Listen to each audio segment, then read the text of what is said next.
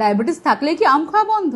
একদমই নয়। আমি রোজ দেখি অনেক ডায়াবেটিক পেশেন্ট রেগুলার মেডিকেশন নেওয়ার পরেও sugar control, frequent hunger management এবং ডায়েট মেনটেন করতে স্ট্রাগল করেন। তাই আজ শেয়ার করছি 3টে সিম্পল হ্যাবিট যা ডায়াবেটিস ম্যানেজমেন্টকে অনেক ইজিয়ার করতে পারে। মিল ব্যালেন্স করুন, আগে ফাইবার, তারপর প্রোটিন আর শেষে কার্বস বা ম্যাঙ্গো। খাবার পর মিনিমাম 10 মিনিট হাঁটুন। এটা গ্লুকোজ ইউটিলাইজেশন ইমপ্রুভ করতে আর পোস্ট মিল সুগার স্পাইক কমাতে হেল্প করে। ঘুম এবং স্ট্রেস ম্যানেজমেন্টকে প্রায়োরিটি দিন। পুয়ার স্লিপ আর ক্রনিক স্ট্রেস ব্লাড সুগার কন্ট্রোলকে নেগেটিভলি ইম্প্যাক্ট করতে পারে। আর সাস্টেনেবল ডায়াবেটিস ম্যানেজমেন্টের জন্য একটা সিম্পল ডেইলি রুটিন ফলো করুন। Morning sunlight, proper hydration, protein আর fibre rich breakfast, regular movement আর balance diet intake efficiently meet করার জন্য আমি আমার নিজের ফ্যামিলির জন্য ট্রাস্ট করি এনশিওর ডায়াবেটিস কেয়ারকে। এনশিওর ডায়াবেটিস কেয়ারে আছে 35 nutrients like high protein, high fibre, 4x myo inositol. এটা ব্লাড সুগার ম্যানেজমেন্ট সাপোর্ট করার সাথে সাথে